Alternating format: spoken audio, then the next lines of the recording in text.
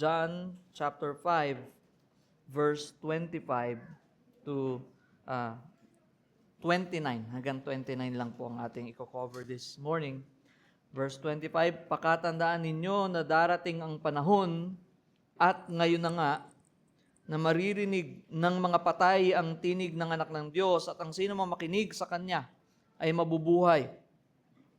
Kung paano ang Ama mismo ang pinagmumula ng buhay, gayon din naman ang anak na binigyan niya ng ganoong karapatan.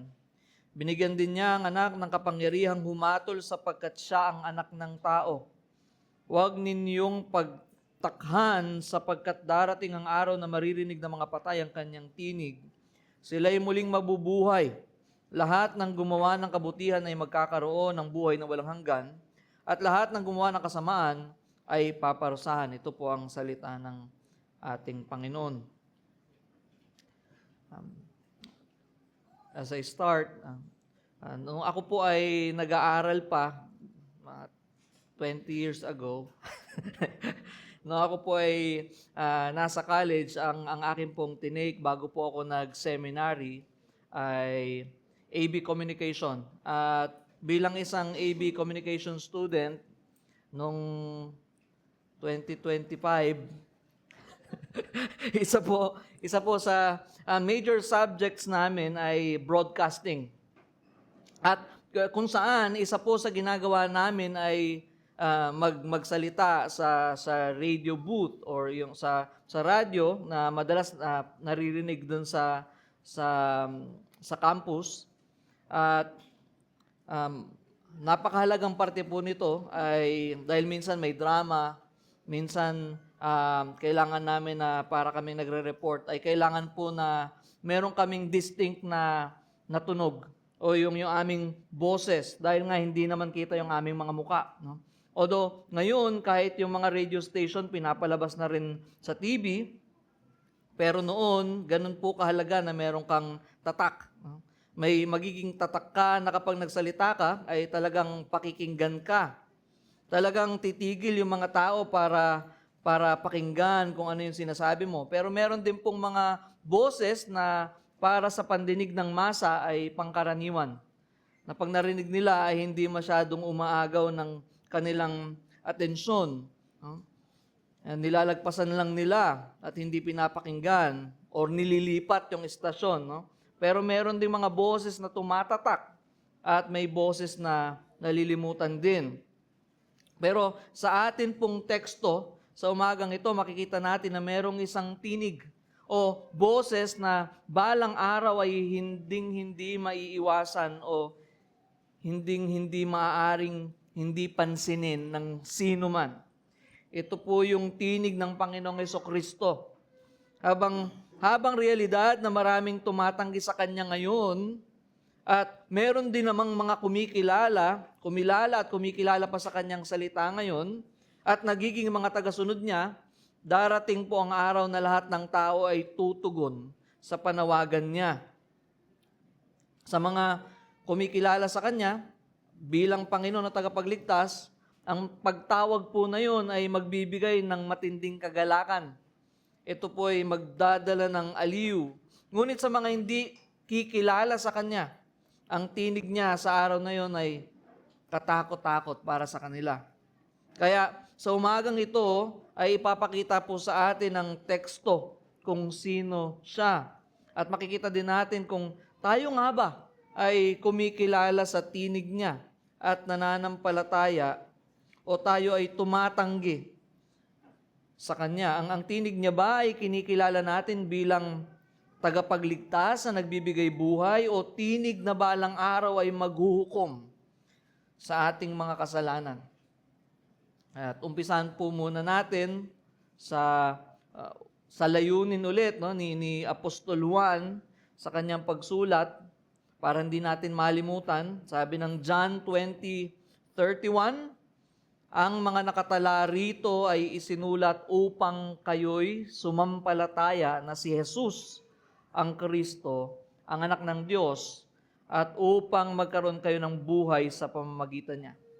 So again, the very purpose is evangelistic, so that we will believe, and those who believe, yung mga mananampalataya ay magkakaroon ng buhay na walang hanggan.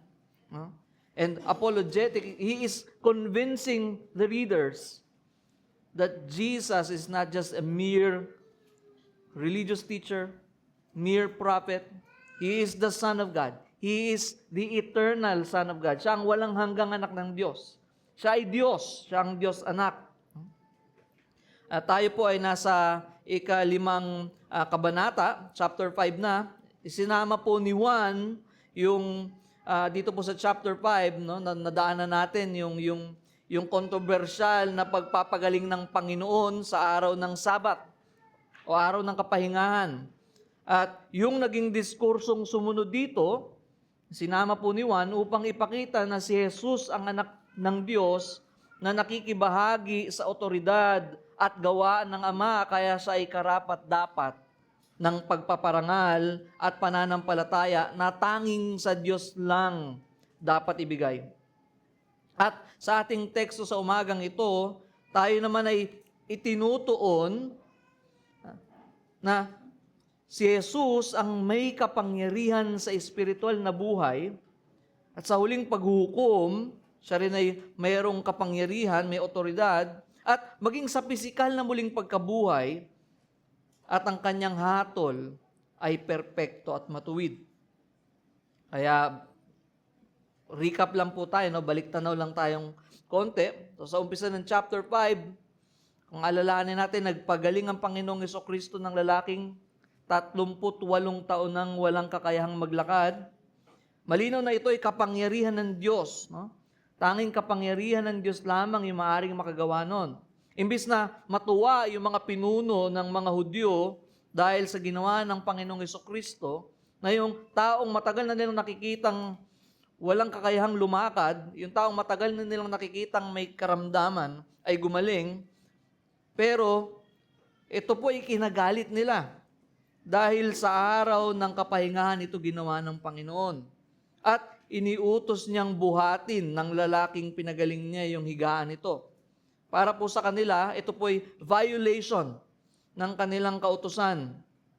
Ayon sa dinagdag at ginawa-gawa nilang mga pinagbabawal alinsunod sa Sabbath law. So merong mga additions, no? Mga tradisyon ng tao. And dito rin po, dito nalinaw ng Panginoon yung kanyang identity. Hindi po siya humingi ng tawad sa kanila. Na hindi ko alam, na hindi pala pwedeng gawin yon, kaya patawarin niyo ako, bakit ko ba ginawa yun? No? Kundi, mas lalong naging mainit yung sitwasyon dahil nilinaw pa ng Panginoon sa verse 17 na ang Ama ay gumagawa kahit araw ng kapahingahan at ganun din yung anak. Kung paanong yung Ama ay kumikilos, gumagawa, ay ganun din ang anak na kumikilos at gumagawa. At dito rin nilinaw ni Juan na ang galit ng mga Hudyo, yung kanilang panggagalaiti sa kanya na gusto siyang patayin, ay bukod sa ginawa niya ng Sabat ay yung pagtawag niyang kanyang Ama, my God, ang Diyos, my Father, no? Ang Diyos na malinaw sa kanila po na ito'y nangangahulugang ipinapantay niya yung kanyang sarili sa Diyos. Ito po ay malinaw na pagpapahayag niyang siya mismo ay Diyos. Hindi niya po sila sinaway o itinama kung sakaling mali yung kanilang naging pangunawa sa gustong ipabatid ng Panginoon. Dahil kung hindi pala yun yung pinupunto ng Panginoong Jesucristo, ito po yung perpektong pagkakataon para sabihin sa kanila na hindi nila kailangan magalit kasi hindi yun yung punto niya. Pero ano po yung nangyari? No? Dinagdagan niya pa. Nakapantay niya yung Ama. He is equal with the Father. Kaisa niya yung Ama. He is united with the Father. The unity. At siya'y soberanong tulad ng Ama. Siya ay dapat parangalang tulad din ng parangal na para lamang sa Ama o para lamang sa Diyos. At siya ay merong otoridad sa kaligtasan ng mga makikinig at mananampalataya. Kaya ngayon po, mas makikita pa natin yan ng mas malinaw. Kaya yung hamon po sa umagang ito sa atin ay sa biyaya ng Diyos, ay pakinggan natin ng taos-puso ang tinig o ang boses ni Kristo at tayo'y manampalataya. Tayo'y manampalataya sa kanyang salita. Dahil ang tinig niyang nagliligtas ngayon ay ang parehong tinig na maghuhukom sa huling araw sa mga hindi magtitiwala sa kanyang pagliligtas at hindi magpapasakop sa kanyang pagiging Panginoon. Tayo po muna ay manalangin. Ama naming Diyos na banal, dakila sa lahat, kami po ay nagpupuri at nagpapasalamat sa umagang ito na kami po ay inyong tinipon bilang inyong mga anak. Kami po ay may pribilehiyo na sambahin ka. Kami pong mga makasalanan na hindi karapat-dapat. Sa pamamagitan ng inyong anak, ay kami po ay malayang magpuri, lumapit sa inyong presensya. At ngayon, Panginoon, salamat po dahil maging sa amin pong pag-aaral ng inyong salita, ito po'y pribileyo na kami po'y may kalayaan. Hindi po lahat ng tao ay merong ganitong kalayaan. Ngunit kami, Panginoon, ay walang kailangang ipangamba. Kaya, Panginoon, kami po'y nagpapasalamat. Tulungan niyo po kami na sa amin pong pag-aaral sa umagang ito ng inyong banal na salita ay maunawaan po namin ang iyong mensahe. Hindi lang po ito maging dagdag kaalaman, kundi ito po ay pumasok sa aming mga puso, sa aming mga tainga. Ito po'y magbago sa amin. Ito po'y magdulot ng lalong pagkilala at pag-ibig sa inyo. Magdulot ng pagsunod at mas malalim na pagsamba. Ito pong aming panalangin sa pangalan namin, Panginoon tagapagligtas na si Jesus. Amen.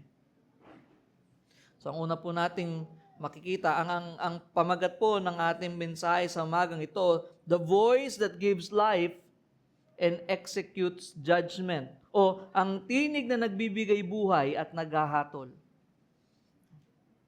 Ang una po nating makikita sa verse 25, sabi po ng verse 25, truly, truly, I say to you, an hour is coming, and now is, when the dead will hear the voice of the Son of God, and those who hear will live. So, ang una pong katotohanan na ating makikita, itong boses na ito po ang Panginoong Hesukristo, the Son. So, the first truth, ang unang katotohanan, the Son brings spiritual resurrection. He started with truly, truly. Siya nagsimula sa amen, amen. No? O katotohanan, sinasabi ko sa inyo. Ito po yung laging ginagamit ni Juan, itong salita na to kapag meron po siyang pinapahayag na napakahalaga. Na kapahayagang tiyak, sigurado na kailangan ng matinding atensyon. Kumbaga parang sinasabi niyang, makinig ka at napakahalagang katotohanan ng sasabihin ko. An hour is coming. Truly, truly, I say to you, an hour is coming and now is. And now is. Napakahalaga pong maunawaan itong an hour is coming and now is. Merong dalawang bagay na dapat na makita sa pahayag na ito ng Panginoon. An hour is coming, o sa magandang balita, Biblia, darating ang panahon. O sa ang Biblia Tagalog, dumarating ang oras. So merong future, merong aspeto ng hinaharap. At yung karugtong noon, and now is, meron ding present. Merong ngayon na. At kung ikukumpara po natin itong sinabi ng Panginoon dito sa versikulong ito, an hour is coming and now is, kung ikukumpara natin siya sa verse 28, ginamit din niya yung an hour is coming. Pero wala nang kasunod na and now is na ginamit niya dito sa versikulong ito. Bakit? Dahil iba yung pinatutungkulan sa verse 28. Ito po ay future. Yung tinutukoy po ng verse 28 ay sa hinaharap pa. Pero dito, and now is, ito po'y bagay na nagsimula ng mangyari. Ano po yun? Sabi niya, an hour is coming and now is when the dead will hear the voice of the Son of God, And those who hear will live. Ano ba yung tinutukoy nito? No? Sa previous verse, when the dead will hear the voice of the Son of God and those who hear will live, kung babalik tayo sa verse 24, sabi ng verse 24, truly, truly, I say to you, he who hears my word and believes him who sent me has eternal life and does not come into judgment, but has passed out of death into life. So, yung tinutukoy po nito ay yung mga nakinig at nanampalataya. Kaya ito ay mga mananampalataya na dumanas ng resurrection, but specifically spiritual resurrection po yung tinutukoy sa verse na ito, sa verse 25. Spiritual resurrection. Those who have passed out of death into life. Dahil ang tinutukoy mismo yung mga nakapakinig at nanampalataya. Sila daw na mga nakapakinig at nanampalataya, sila din yung mga taong sinasabi rito na nabuhay. No? Sila yung mga tao na hindi nahaharap sa paghukom, kundi sila ay nailipat na sa buhay mula sa kamatayan. So, passed out of death into life. Kaya yung dead, dito po sa verse 25 ay tumutukoy po sa mga taong buhay man sa pisikal, pero mga spiritual na patay. Ito po tumutukoy sa mga spiritually dead, although physically alive. Ito ay nagpapakita na maging sa salita ng Panginoong Jesucristo, patay sa spiritual ang tao bago tawagin ng biyaya ng Diyos. No, hindi lang sila lito. Hindi lang sila mahina o may sakit, kundi patay. No? Tulad ng salita ni Apostol Pablo sa mga taga-Epeso sa 2 kabanata, chapter 2 verse 1, you were dead in your trespasses and sins. Kayo yung mga patay dahil sa inyong pagsuway at pagkakasala. Ito po yung sinasabi ng Biblia patungkol sa kalagayan ng tao nang mahulog ang sangkatauhan sa kasalanan. Mahalaga po ang salitang ito para makita natin yung implikasyon. No? Makita natin yung kahalagahan ng ibig sabihin ng dead or else kapag hindi po natin maunawaan yung kabigatan, no? Ang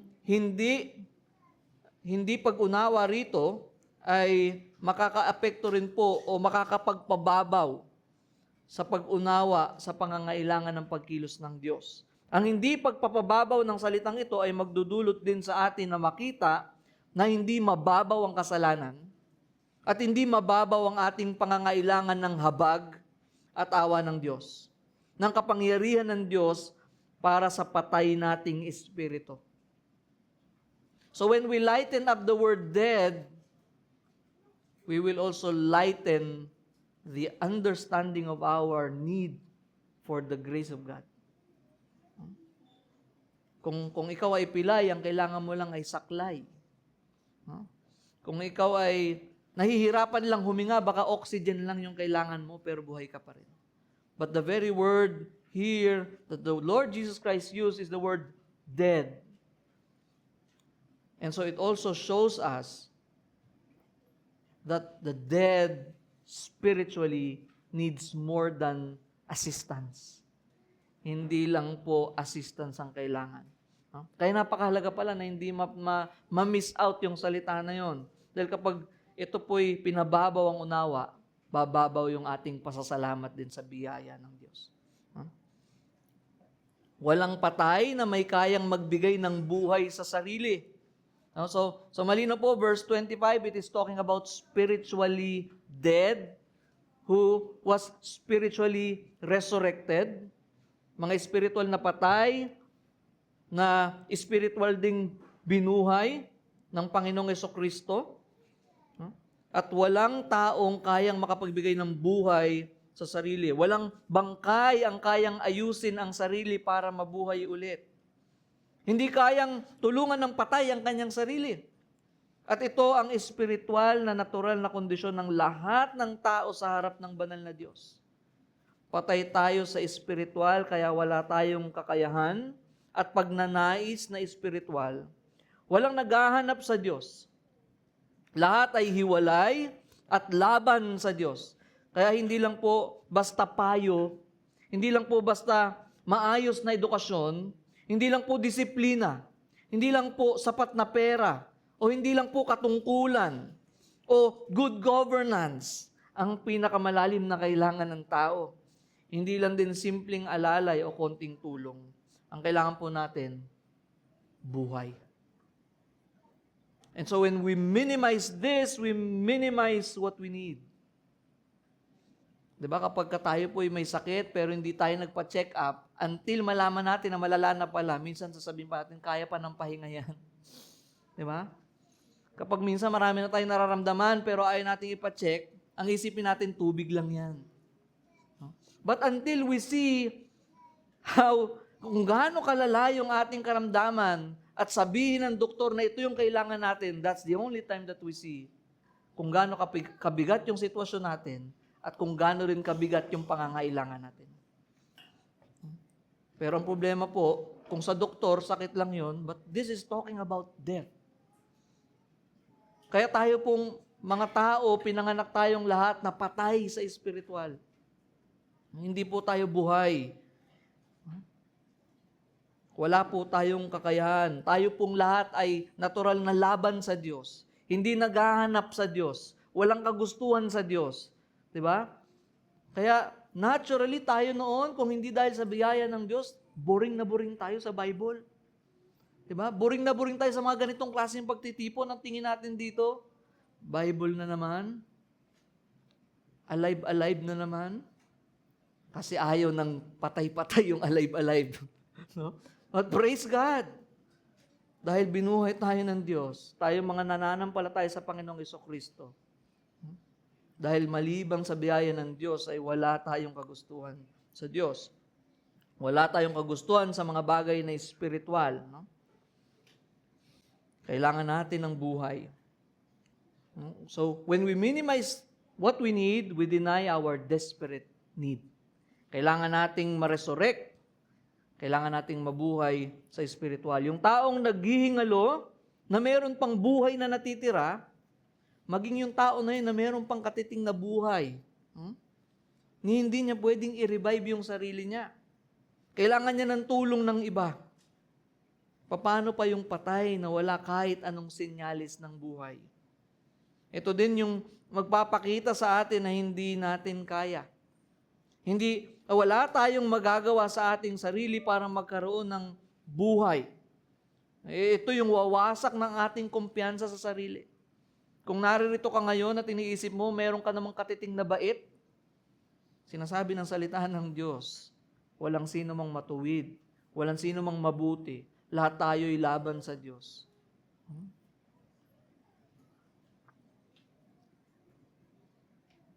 Ito po yung dapat nating maunawaan. Hindi lang improvement ang kailangan natin. Baka iniisip natin, kailangan lang nating umaten kasi ang gusto lang naman ng Diyos, attendance. Hindi lang improvement. We need something beyond that. Actually, in desperate need.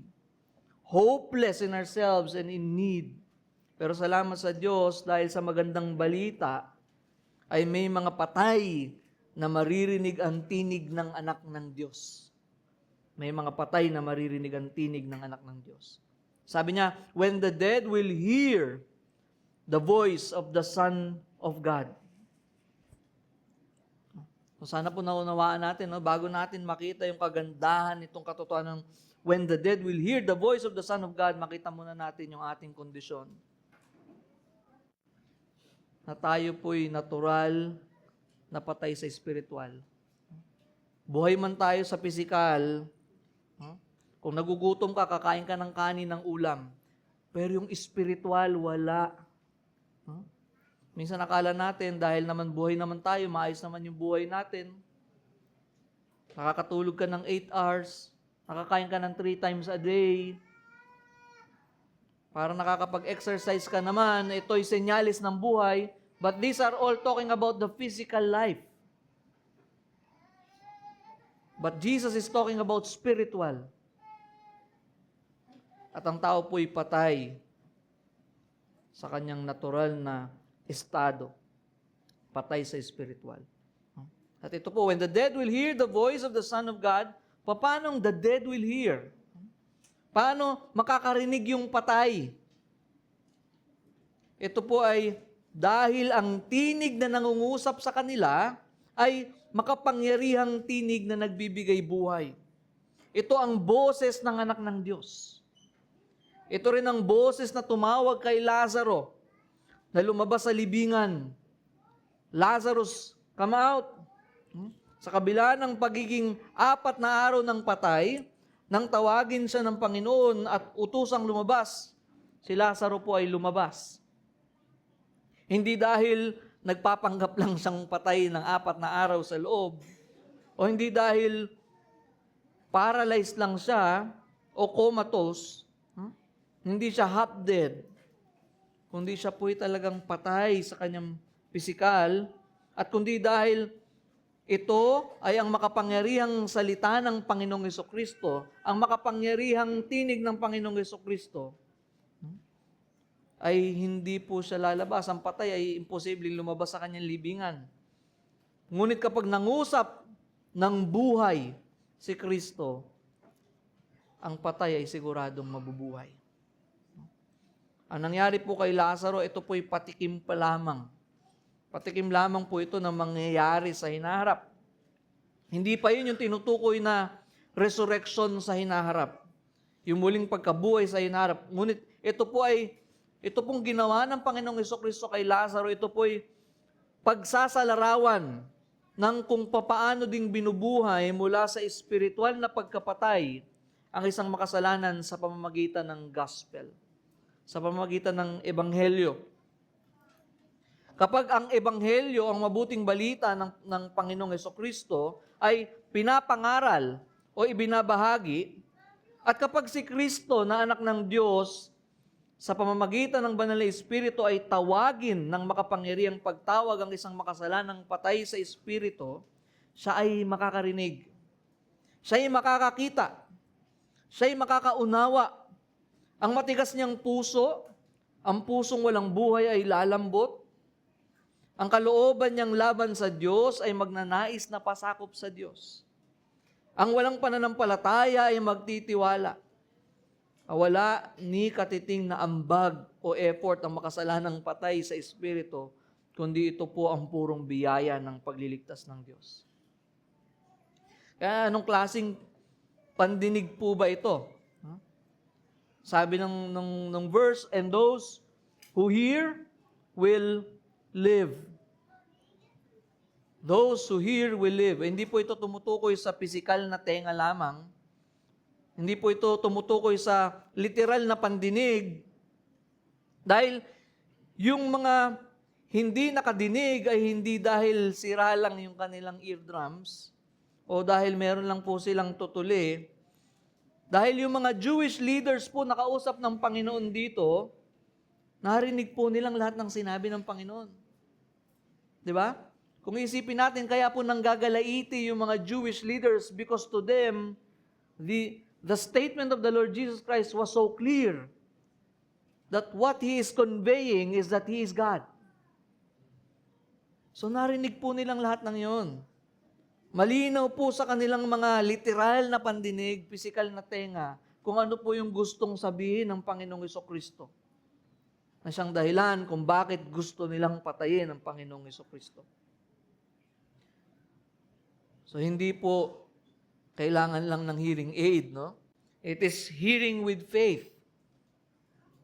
He who hears my word and believes Him who sent me has eternal life. Sabi po ng previous chapter at previous verse.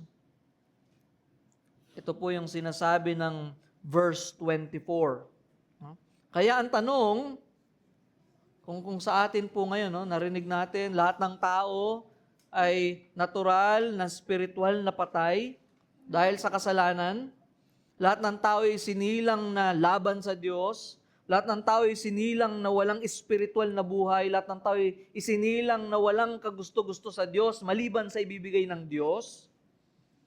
Ang tanong, narinig na ba natin ang tinig ng anak ng Diyos? Not just merely the sermons, not just merely the facts about Him.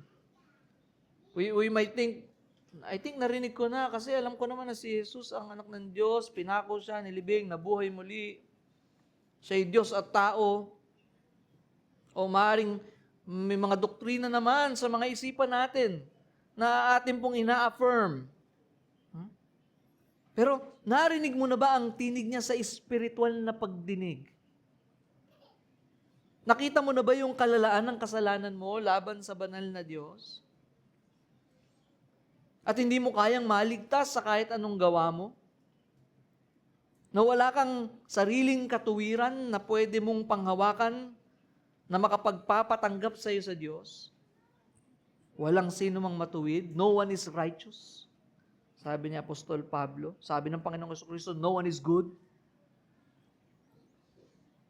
At lumapit ka na ba kay Kristo? Nagtiwala ka na ba sa Kanya? Nakikita mo na ba na yung walang hanggang halaga niya?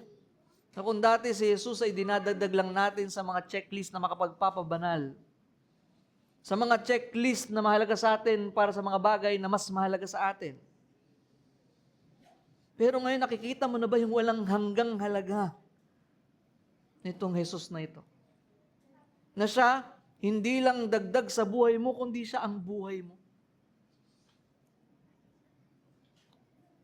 Dahil yung pananampalatayang nagliligtas ay hindi lamang po impormasyon ng mga katotohanan tungkol kay Kristo.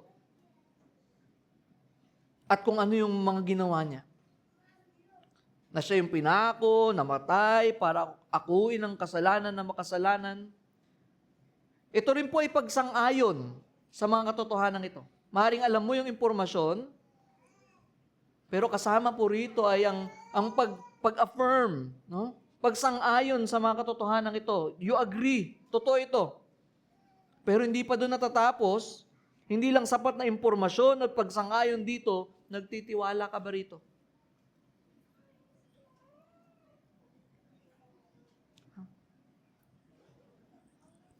Parang picture ng isang bahay na nasusunog at yung taong naroon pa sa loob ay tinatawag siya, lumabas ka dyan, nasusunog yung bahay nyo.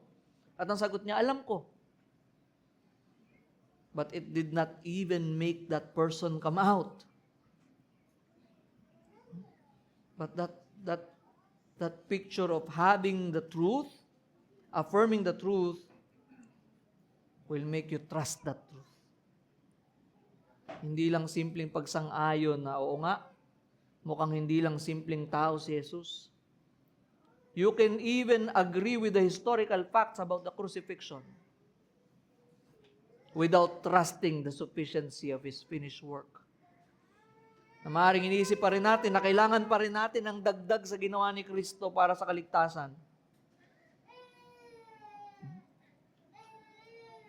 Kaya napakahalaga po, no? So yung mga binanggit kong yun, lahat po ng yun ay senyales ng espiritual na buhay.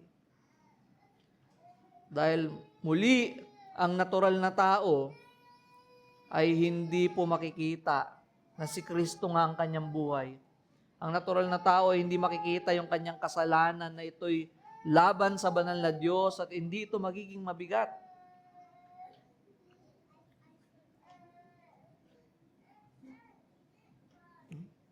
Are there signs of spiritual life? Do you now increasingly love Christ and hate your sin? Do you grieve over sin because it offends God? Do you desire to know Christ? Do you want to grow in the Word, in holiness? And not perfectly, but genuinely and progressively. Dahil ang buhay na tao ay may senyalis ng buhay. Diba? Alam natin pag may tao dyan, merong dadaan, may kakaluskos, may hihinga, may magsasalita. How much more if this life that we're talking about is the powerful spiritual life that comes from the powerful Christ? May senyales din ito.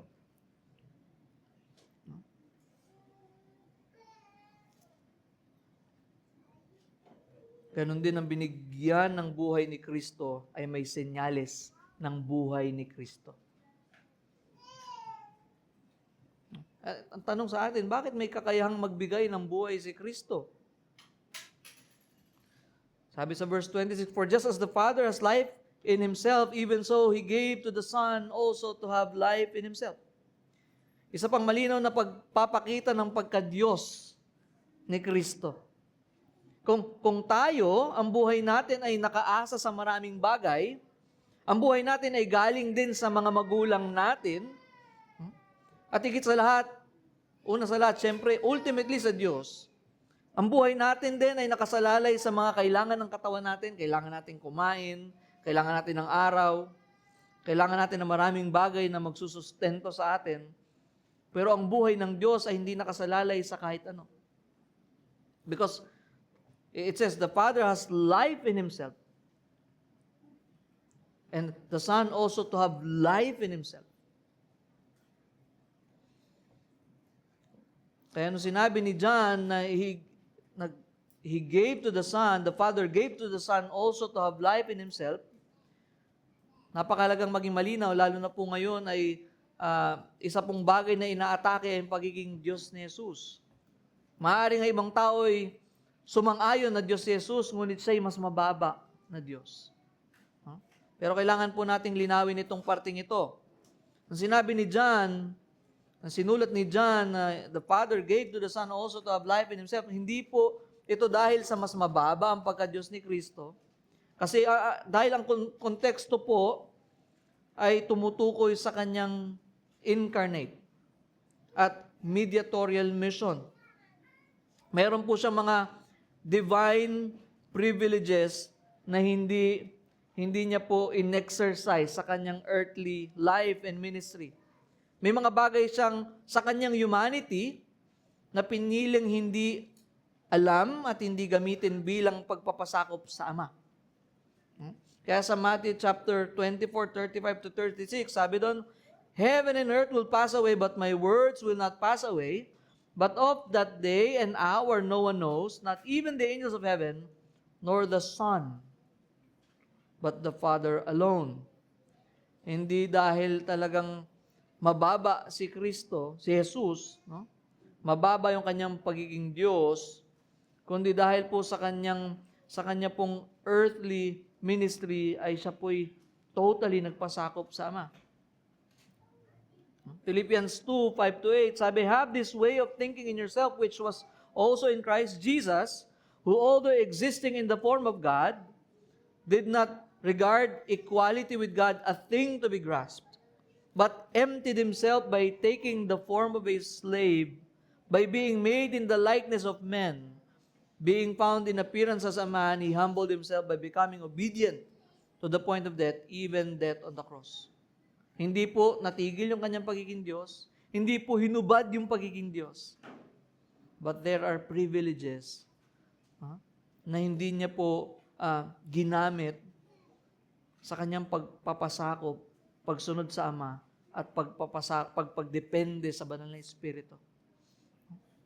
Pero, ang pagbibigay ng buhay ay binigay sa kanya ng Ama, maging sa kanyang humanity and earthly ministry and mission.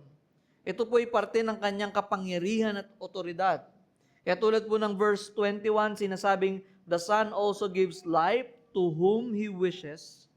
Siya ay nagbibigay buhay sa nais niyang bigyan, na sa kanya ang buhay. Hindi lang niya alam kung saan matatagpuan.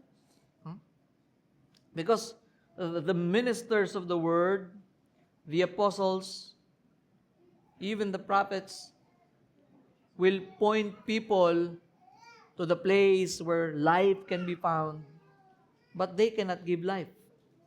Even preachers, even us pastors, we can preach about the life-giving Christ, but we cannot give life. Pero ang Panginoong Jesucristo ay hindi lang po niya alam kung saan matatagpuan yung buhay, dahil nasa Kanya mismo at siya mismo ang buhay. John 14:6, no? Siya ang may-ari at may hawak ng buhay. Siya ang nagbibigay ng kaligtasan at siya ang bumubuhay ng patay. Pero hindi lang po siya may otoridad sa pagbibigay ng espiritual na buhay sa mga patay.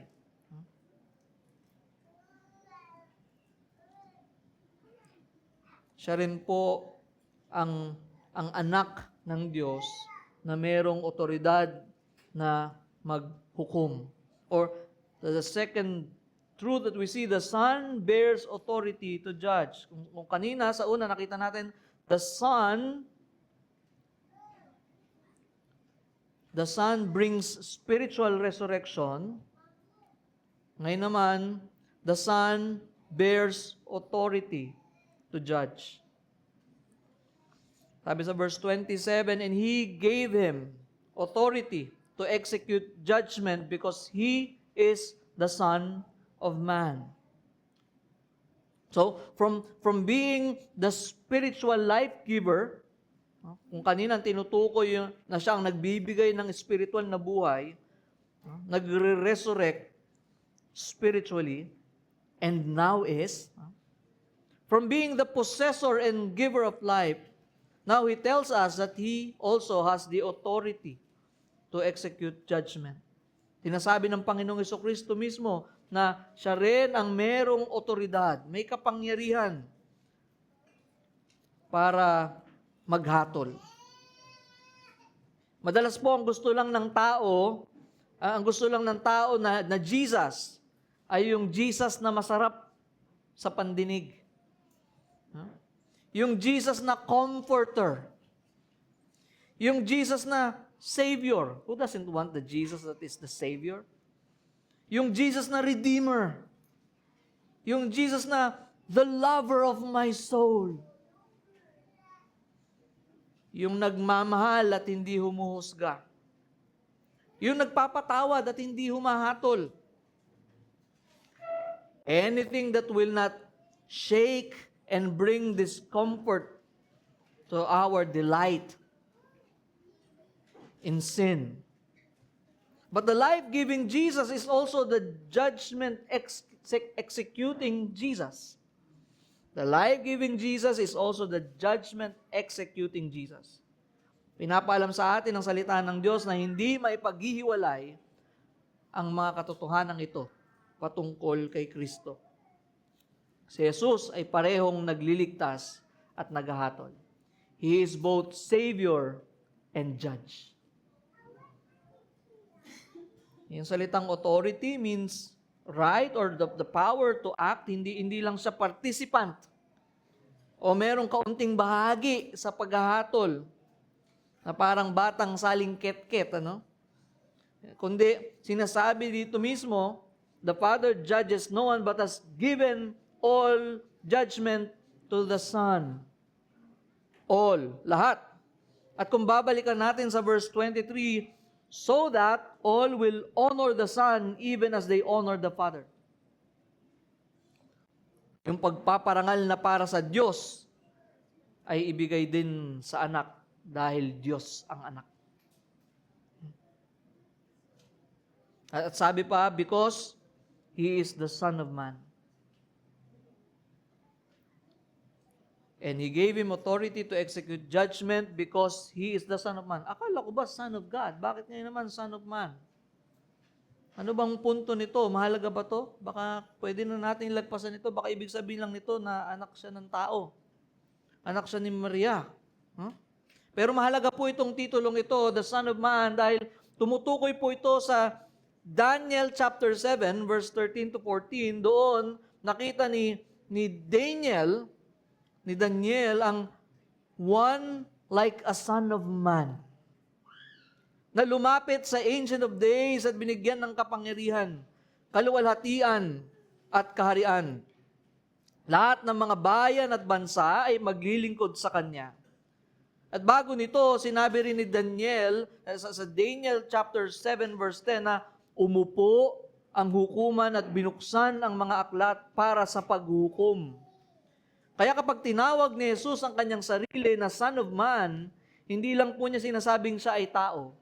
Inaangkin niya ang papel ng ipinangakong hari sa Daniel chapter 7. Ang hari na bibigyan ng kapamahalaan sa lahat at may otoridad na humatol. Sa ating pong panahon, magkakahiwalay ang kapangyarihan ng gobyerno.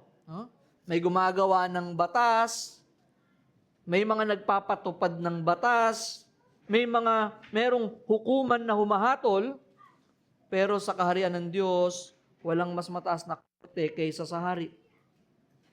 Ang hari mismo ang hukom. At makikita rin ito sa Isaiah 11:1-5, ang ipinangakong hari mula sa lahi ni Jesse ay hindi lamang mamumuno, siya rin ang hahatol ng matuwid.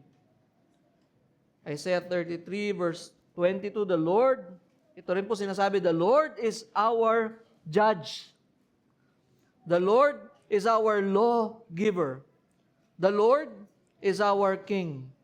And can you imagine, the Jewish people know this description, yet Jesus Christ is claiming these descriptions for Himself. Kaya talaga manggagalaiti sila kung hindi sila naniniwala na si Jesus nga ang tinutukoy ng kasulatan. Ibig sabihin, si Yahweh ang hukom, tagapagbigay ng kautusan at hari. Nasa Kanya ang lahat ng pinakamataas na kapangyarihan, kaya mabigat ang sinasabi ni Jesus. Na kapag sinabi niyang siya ang Son of Man na binigyan ng otoridad na humatol, ipinapakita po niya na siya ang hari ng Daniel chapter 7. Siya ang tatanggap ng walang hanggang kaharian at siya rin ang hahatol sa buong sangkatauhan. Kaya si Jesus ay may kapangyarihang bumuhay dahil ang buhay ay nasa Kanya. At siya ay may otoridad na humatol dahil siya ang ipinangakong Son of Man, ang hari at hukom ng buong mundo. At walang hukuman na mas mataas sa Kanya. Walang maaaring umapila sa isang mas mataas na otoridad kapag si Kristo na ang humatol. Sapagkat siya ang pinakamataas na hari at hukom ng sansinukob. Kaya hindi po nila nauunawaang ang ini-evaluate nila. Can you imagine? Ang lakas ng loob ng mga taong ito na parang sila pa yung may karapatang mag-evaluate. Ang hinahatulan nila mismo yung tinalagang maghahatol sa kanila sa huling araw. Yung hinatulan ni Pilato at ng mga tao, ang siyang makapangyarihang hukom. The one that they judge is the ultimate judge. And so we don't get to decide, we don't get to choose what side of Jesus we affirm. We don't get to decide which word of Jesus we accept,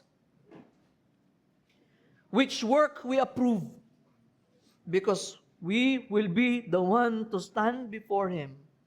And it is our very word, our every deed that will be judged.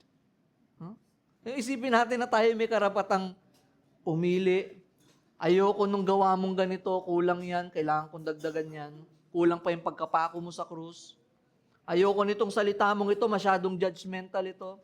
Nakakasakit yan, baka hindi bumalik yung mga tao pag pinangaral yung mga salitang yan. But that Jesus will be the one to judge our word and our deed. Every word, every deed. Kaya, namumuhay ba tayo na kinikilalang si Kristo ang hukom? Mas mabigat pa rin ba sa atin yung opinion ng tao? To the believers, when we look at Jesus as the judge, we are no longer looking at Him as the judge who will condemn us. Of course, there's no longer condemnation to those who are in Christ Jesus. But still the idea of one day going to stand before Him ay meron pa ring epekto maging sa ating pamumuhay bilang Kristiyano. Tayo pa rin ba, yun pa rin ba yung mga bagay na nasa isip natin, mas mabigat pa rin sa atin yung opinion ng tao, kung anong iisipin ng ibang tao sa atin, kung tanggap ba tayo ng mundo. Simula na naging Kristiyano ako, nawala na yung mga kaibigan ko.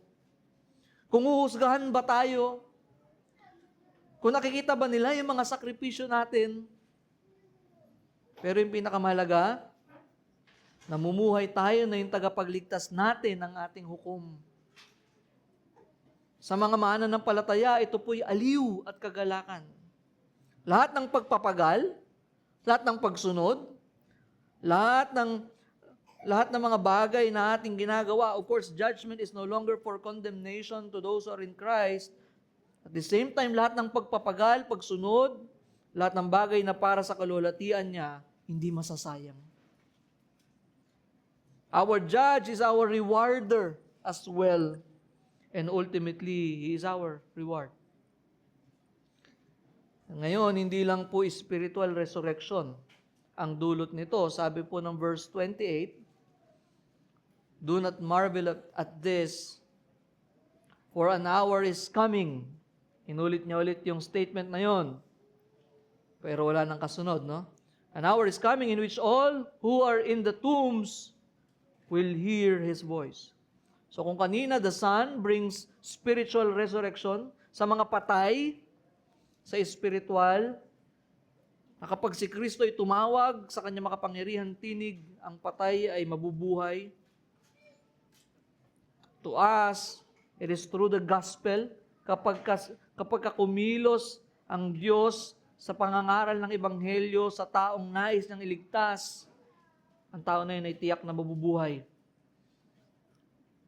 And at the same time, the same Jesus that saves, the same Jesus that gives life is the same Jesus that judges. And dito naman, kung kanina spiritual, the same Jesus, the Son, brings physical resurrection. Ito po ay physical na ang tinutukoy. Bakit physical, no? Kung kanina spiritual death to life, ngayon, may mas dakilang pahayag si Kristo. Kung kanina future and present, ito naman future lang, wala nang sabi lang for an hour is coming, in which, sabi, all who are in the tombs will hear His voice. All, lahat ng nasa libingan. Mas malinaw na, hindi na po ito spiritual. Literal na mga nasa libingan. There will be universal resurrection. This is physical. At dito rin natin makikita na hindi lang mananampalataya ang bubuhayin. No? O ikaw ba, naniniwala ka ba kay Jesus? Kung hindi, o sige, dito ka sa kabilang part. Hindi ito yung mga hindi bubuhayin. But the verse tells us, in which all, lahat ng mga nasa libingan, ay maririnig yung kanyang boses. Universal resurrection. Hindi lang mananampalataya ang bubuhayin, lahat ng tao. Mananampalataya, hindi mananampalataya, mga tagasunod, mga hindi tagasunod, mga nagmahal at namuhi kay Kristo, lahat ng estado, hari, alipin, sikat, hindi sikat, kinremate man yan, mga nawalang nicho, lahat maririnig ang tinig ng anak ng Diyos. Walang makakatakas. Kaya ito po'y malinaw sa atin. Ito po'y isang mabigat na katotohanan. Hindi po kamatayan yung huling hantungan. Minsan iniisip natin, pag hirap na tayo sa buhay natin, gusto nating tapusin yung buhay natin kasi iniisip natin, pag tinapos natin yung buhay natin, tapos na ang lahat ng paghihirap. Eternal peace. Rest in peace. Pero hindi pala yun ang mangyayari. Hindi kamatayan ang huling hantungan at hindi rin kamatayan ang paraan ng pagtakas. Hindi maaalis ng libingan ang ating magiging pananagutan sa Diyos. Walang taong mawawalang parang bula balang araw. Whether we like it or not, we cannot avoid this. This is the authoritative word, authoritative voice of Christ. He speaks and everyone will rise. That is the work that only God can do. Kiniklaim ng Panginoong Hesus Kristo na balang araw, pag nagsalita siya, lahat ng mga patay, na nasa libingan ay babangon? Sinong taong matino ang isip na ikiklaim ito malibang siya'y Diyos? Ito ay pagka-Diyos at pagkadakila ni Kristo. Sabi ng verse 29, and will come forth. Sabi niya, no? All who are in the tombs will hear His voice and will come forth. Those who did the good deeds to a resurrection of life, and those who committed the evil deeds to a resurrection of judgment. So, lahat babangon, pero ito pong katotohanan sa bersikulong ito, makikita natin, meron pong dalawang destinasyon. Resurrection of life, resurrection of judgment. Take note, both are eternal. Both are eternal. Kaya hindi po tanong kung meron bang eternity ang tao.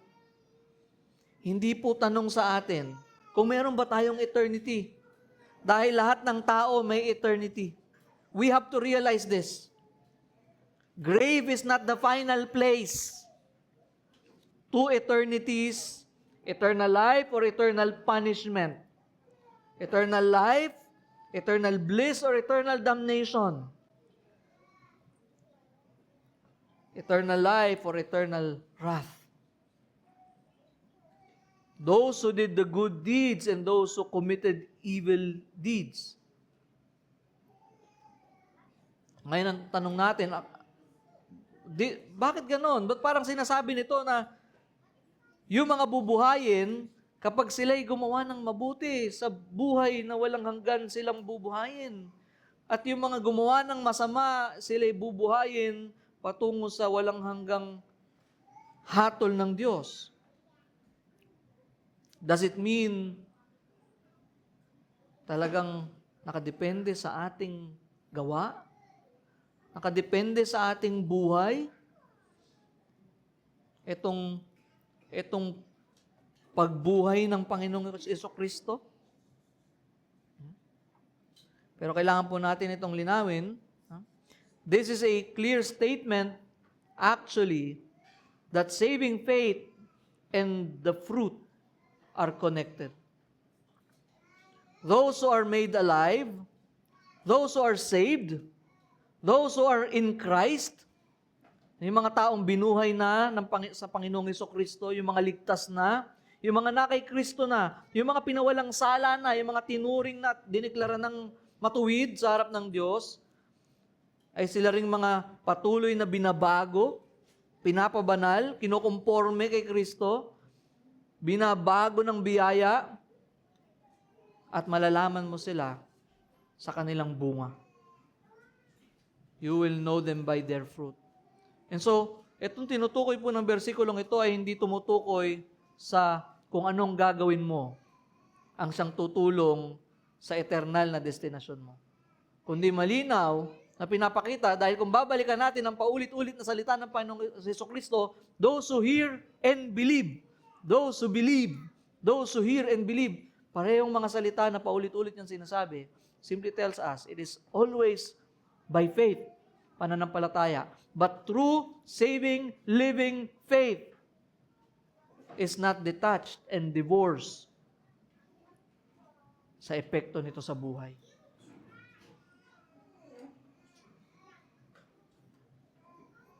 But this is still, of course, by grace alone, through faith alone, in Christ alone. And it is according to the fruit of the Spirit.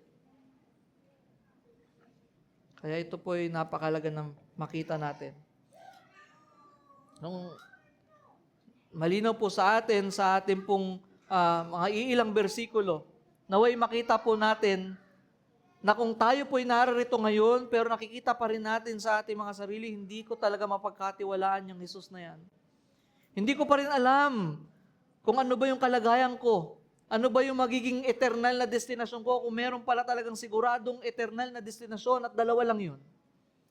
Kung ako pa rin ay nag-iisip na nakadepende sa aking mga gagawin, o ako'y nag-iisip na mabuti naman ako kahit papano, o meron naman ako mga naiimpok na mga magagandang gawa, o ako naman yung taong nag-iisip na wala na akong kapag-asa. No, makita natin na itong Hesukristo ng Biblia, the Jesus Christ that John talks about, He is a Christ, the Son of God, at siya po ang nagbibigay buhay.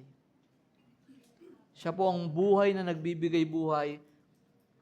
Walang spiritual na patay na hindi niya kayang buhayin.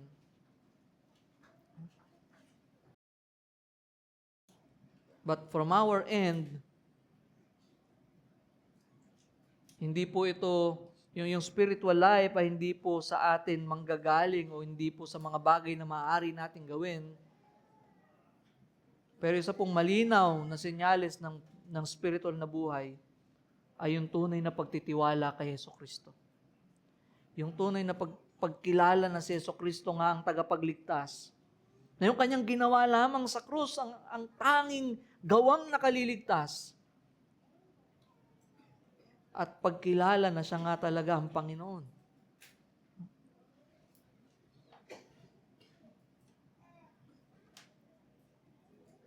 Nawa, makita natin yung kabigatan nun.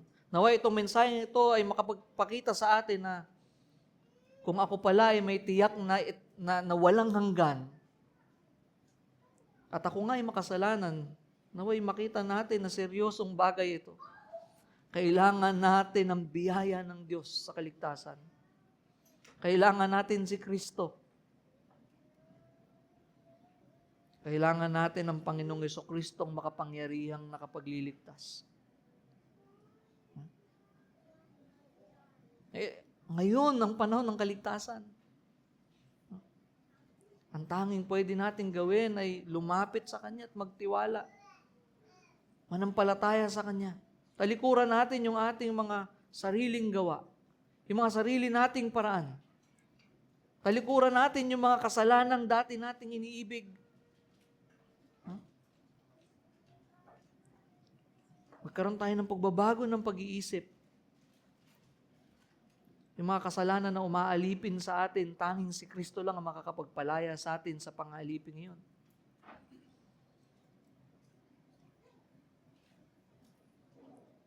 Makita natin na ang parehong Jesucristo ay ang parehong tagapagligtas na nagbibigay buhay. At siya rin parehong naghuhukom ng lahat ng mga hindi kikilala sa Kanya. Ay tiyak ang hatol sa kanila.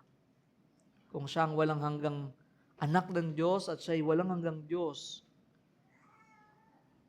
walang hanggan din ang hatol sa mga hindi kikilala sa Kanya. Wala tayong matataguan. Makita natin yung kabigatan na yun. That even those who are in the tombs, kung iniisip nila na tapos na yung paghihirap, sinasabi ng Panginoon, hindi, darating ang araw. Tatawagin ko sila. At magkakaroon pa ng huling paghuhukom.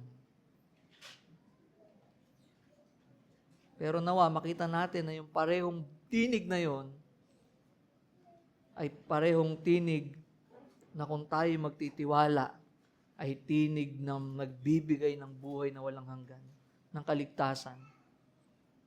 At yung tinig na ating tatanggihan ay siyang tinig din na tiyak ang hatol at puot sa ating mga kasalanan at pagtanggi sa tanging tagapagligtas.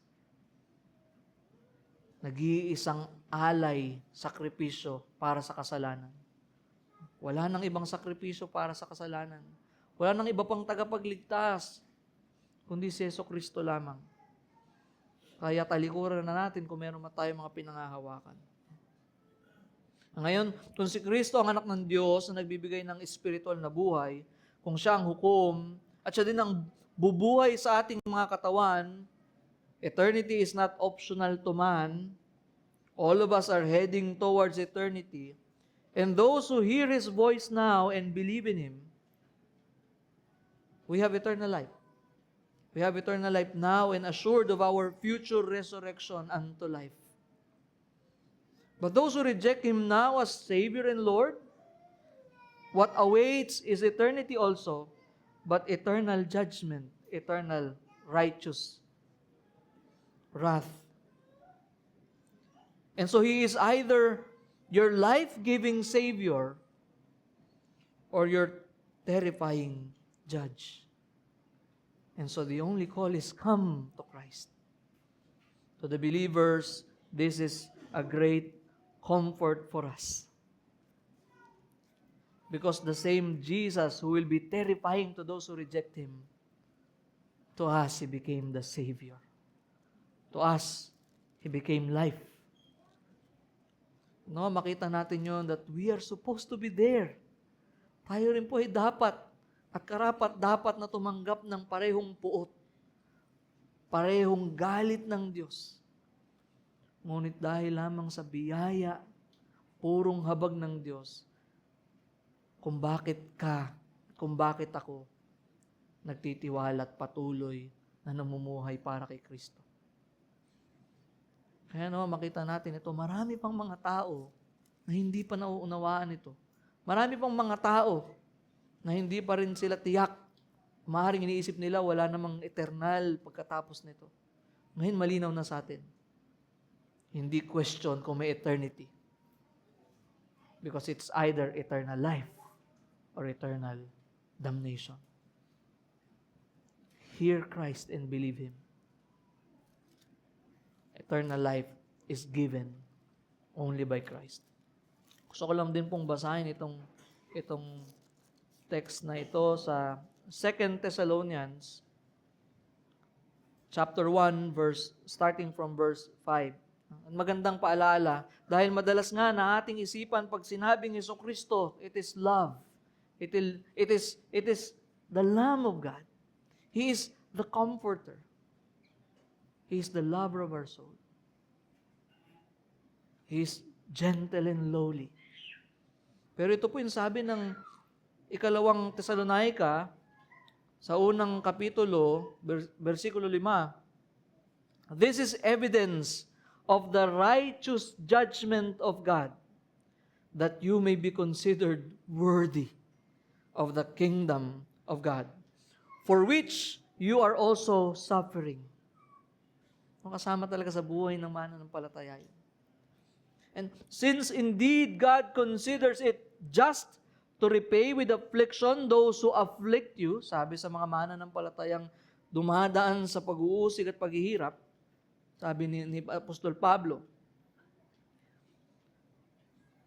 and to grant relief to you who are afflicted as well as to us, when the Lord Jesus is revealed from heaven with His mighty angels, in flaming fire, inflicting vengeance on those who do not know God and on those who do not obey the gospel of our Lord Jesus. They will suffer the punishment of eternal destruction away from the presence of the Lord and from the glory of His might, when He comes on that day to be glorified in His saints and to be marveled at among all who have believed, because our testimony to you was believed.